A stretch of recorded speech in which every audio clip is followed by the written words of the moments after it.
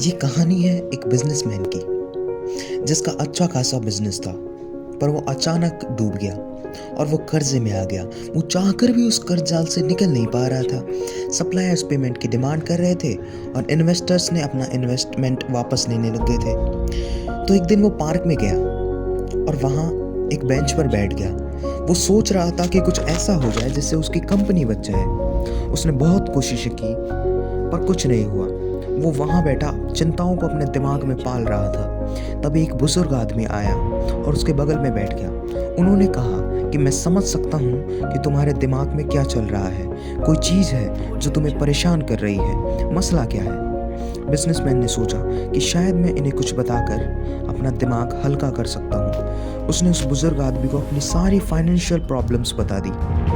उसकी आर्थिक स्थिति के बारे में बताया, उसके बिजनेस कैसे डूबा उसके बारे में बताया। बुजुर्ग आदमी ने कहा कि शायद मैं तुम्हारी मदद कर सकता हूँ।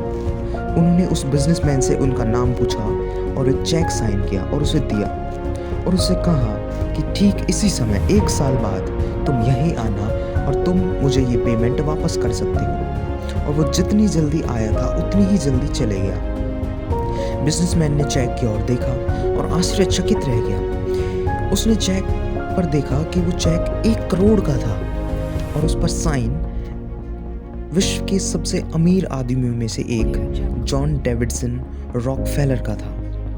वो मुस्कुराया और सोचा कि शायद उस पैसे से उसकी सारी प्रॉब्लम सॉल्व हो जाएगी। पर उसने उस चेक के पैसे को इस्तेमाल करने की बजाय उसे अपने पास एक सेफ जगह पे रख दिया। उसने अपना 100% दिया क्योंकि उसे पता था कि अगर अब वो फेल हुआ तो उसके पीछे 1 करोड़ का चेक तो रखा ही हुआ है। ठीक 1 महीने बाद बिना उस चेक के एक भी पैसे से उसने अपना बिजनेस वापस खड़ा कर लिया और उसका बिजनेस अब पैसे बना रहा था। तो ठीक 1 साल बाद फिर उसी पार्क में वापस गया और ठीक समय पे जैसा उस बुजुर्ग आदमी ने कहा था वो बुजुर्ग आदमी आया और वो बिजनेसमैन उसे वो चेक वापस देने ही वाला था और अपनी सक्सेस स्टोरी उसे बताने ही वाला था कि तभी एक नर्स भागती हुई आई और उसने उस बूढ़े आदमी का हाथ पकड़ते हुए रोते हुए कहा कि आखिर मैंने इन्हें पकड़ ही लिया। बिजनेसमैन समझ नहीं पाया कि ये उस नर्स ने उस बिजनेसमैन को बताया कि इनकी मेंटल हालत थोड़ी ख़राब है और ये अपने आप को द रॉकफेलर बताते हैं। और उसके बाद वो नर्स वहाँ से चली गई उस बुजुर्ग आदमी को लेकर। तब उस बिजनेसमैन को रियलाइज़ हुआ कि वो मनी असली नहीं था।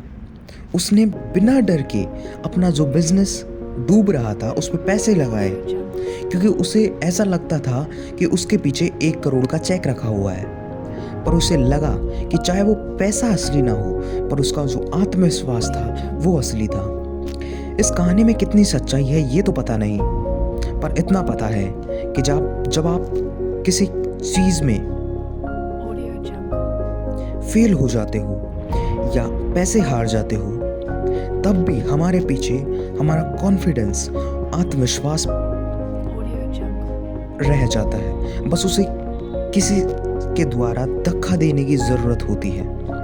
तो क्यों ना हम कुछ ऐसा करें कि उस आत्मविश्वास को जब आप हार जाएं तो उसे अपनी ओर खींचें और एक बार और अपना 100% दें और कामयाब रहें। धन्यवाद।